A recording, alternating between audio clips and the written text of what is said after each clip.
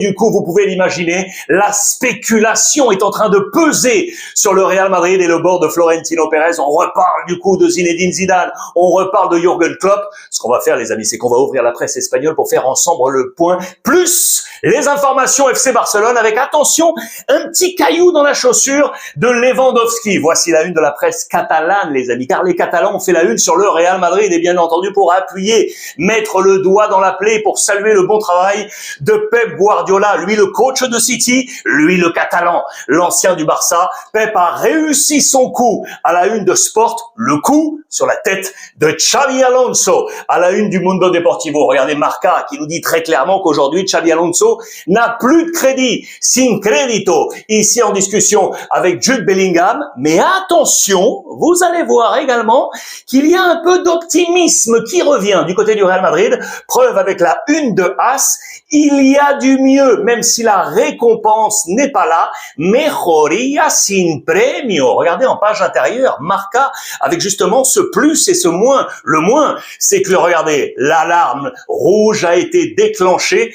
a été activée, mais pour autant, on nous dit que ce n'est pas une nuit où on pouvait jeter Xabi Alonso. Ça veut dire qu'on a vu du mieux. En conférence de presse, le coach du Real Madrid l'a dit très clairement, il y a des moments dans la vie où le moindre coup te fait encore plus mal. C'est clair et net. Le Real Madrid qui est à la 7e place ici de cette Ligue des Champions avec les 3 premiers, Arsenal, le Bayern ou encore le Paris Saint-Germain. La presse catalane qui va appuyer, je vous l'ai dit, regardez, on parle d'abîme. Xabi Alonso se rapproche de l'abîme. Au passage, O'Reilly, le latéral de Manchester City, a été élu MVP. Et on va y revenir. Défaite pas mérité. Et là, on repart sur l'optimisme. Vous l'aurez compris. C'est ici, regardez dans les pages intérieures de Marca. Pour autant, les chiffres sont nets, clairs, précis. Il y a 2 saisons du Real Madrid. Le début et ce qu'on vit actuellement. Regardez ici avec ce trait. Le début. Sur les 14 premiers matchs de la saison, toutes compétitions confondues, les amis.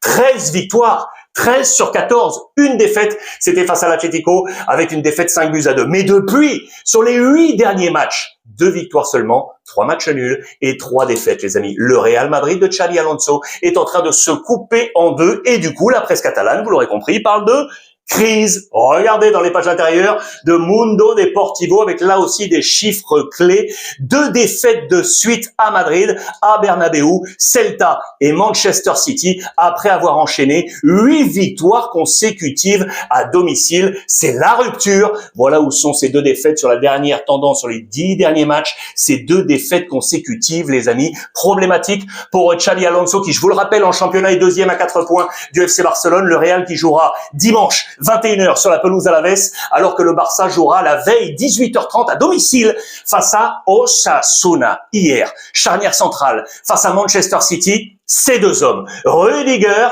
avec Asensio, les amis, car vous le savez, l'infirmerie est pleine à craquer. Huysen, Alaba, Carvajal, Trent Alexander-Arnold, Militao qui est tombé le week-end dernier, ou encore Ferland Mendy, plus pour le week-end prochain, eh bien on fera sans les 2 suspendus, Carreras et Fran Garcia. Ça va être ultra compliqué. Voici quel était le 11 hier de Xabi Alonso face à Manchester City, avec donc cette charnière centrale, Asensio-Rudiger, Carreras, Valverde, capitaine dans ce poste-là, un peu bricolage, Thibaut Courtois dans les buts, Ceballos, titulaire hier avec Tchouaméni, Bellingham, Rodrigo titulaire, Garcia titulaire, car les amis, Kylian Mbappé, je vous l'avais annoncé, était resté sur le banc. Kylian Mbappé, dépendance, oui ou non? Et on va y revenir. Plus Vinicius. Voici les notes, regardez, de Marca. 1 sur 3 seulement pour Xabi Alonso. Regardez les meilleures notes. Il va opérer 3 changements. 1 changement par ligne. Güler à la place ici de Gonzalo, Brahim qui va remplacer Ceballos. Et je pense également à Hendrik à la 79e qui va remplacer un Asensio. Pas content du tout, mais il fallait amener du poids offensif. Du côté du Real Madrid, c'était le grand retour d'Hendrik. Regardez au passage rapidement les notes de Manchester City, mais on va y revenir. Les maximales, il y en a 2. C'est Bernardo Silva ici avec un 3 sur 3 ou encore Doku, l'ancien Rennais qui a mis le feu sur son côté avec un 3 sur 3 devant 77 000 spectateurs. Mbappé dépendance, les amis, oui ou non? Les chiffres sont clairs. Regardez, photo hier sur le banc, sur X RMC Sport. Voici les 2 tendances. 15 matchs où Mbappé a marqué. Résultat, 13 victoires sur 15, un nul, une défaite. 7 matchs Mbappé n'a pas marqué. 2 victoires seulement, 2 matchs nuls, 3 défaites. Les chiffres, les amis, sont criants. C'est clair et net. Et attention, parce qu'on attendait Vinicius. Mais Vinicius, les amis, est en train d'entrer dans une crise de réussite. Regardez ça. C'est Sport qui nous en parle. On parle que Bernabeu a signalé Vinicius parce qu'il y a eu des sifflets, bien évidemment, avec cette défaite. Certains sont allés directement à l'encontre de Vinicius car il est sur une période délicate, Vinicius. Quasiment 1000 minutes plus sans marquer, c'est clair et net. Il n'a plus marqué depuis le 4 octobre, les amis, avec son doublé face à Villarreal. Que se passe-t-il avec le père Vinicius? Affaire à suivre. La bonne nouvelle, parce qu'il y en a également, je vous l'ai dit, dans l'optimisme, c'est le grand retour de Rodrigo qui était là, titulaire, et il a marqué. Il peut enfin mettre fin à sa disette offensive. Il était, lui, sur 1432 minutes sans marquer. Il fallait remonter, regardez, à 2006 pour retrouver un attaquant avec une disette aussi longue.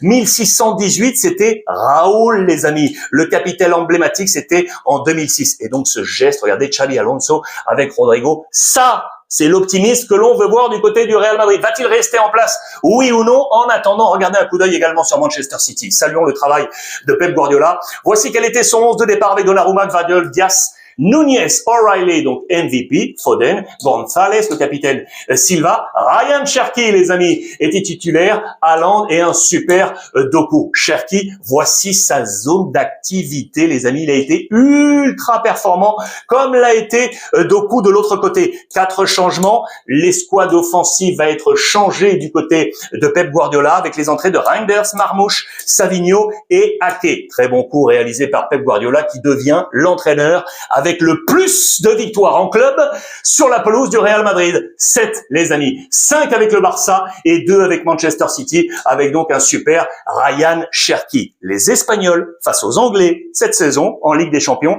c'est une catastrophe nucléaire. Regardez, 9-1, vous l'aurez compris, 9 défaites face aux Anglais pour une seule victoire. C'était le Barça face à Newcastle. Pour le reste, sur les 10 matchs, eh bien, les Anglais sont plus forts que les Espagnols. Ça aussi, ce sont les chiffres et ce sont les résultats. Il n'y a rien à dire, à faire, à suivre pour le Real Madrid. Dans le même temps, puisque c'est le Barça ici qui s'est imposé face à Newcastle.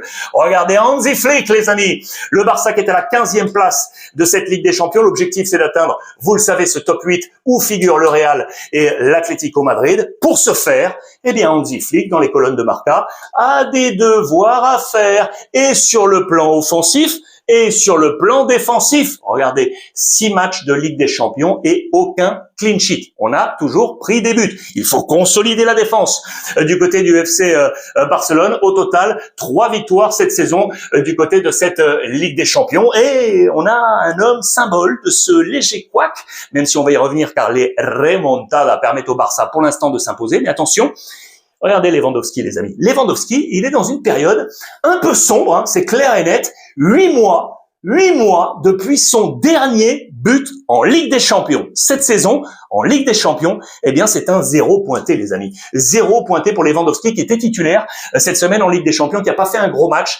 Il est en train de s'éteindre. Lewandowski, c'est clair et net. Et donc, il y a une compétition totale qui s'est installée avec Ferran Torres. En parlant de compétition, au passage, je vous ouvre une parenthèse. Il y a également une compétition milieu de terrain avec un super Eric Garcia, l'homme masqué avec De Jong, Eric Garcia, De Jong, lequel des deux préférez-vous, les amis? Je reviens à Lewandowski parce qu'on parle de frustration très clairement dans les pages de Sport qui nous ramène à, vous savez, ce bruit qui avait couru comme quoi le Barça pourrait aller s'intéresser à Harry Kane du Bayern Munich, l'ancien de Tottenham. Eh bien, très clairement, Harry Kane a fait savoir au Bayern qu'il voulait rester en n'exerçant pas sa clause de sortie. On est reparti sur une renégociation de contrat entre Harry Kane et le FC Barcelone. Donc, pas de Harry Kane normalement du côté du Barça pour éventuellement prendre la relève de Lewandowski. Puis je terminerai par là parce que ça, tout de même, c'est à signaler. La Dream Team barcelonaise est devenue la Remontada Team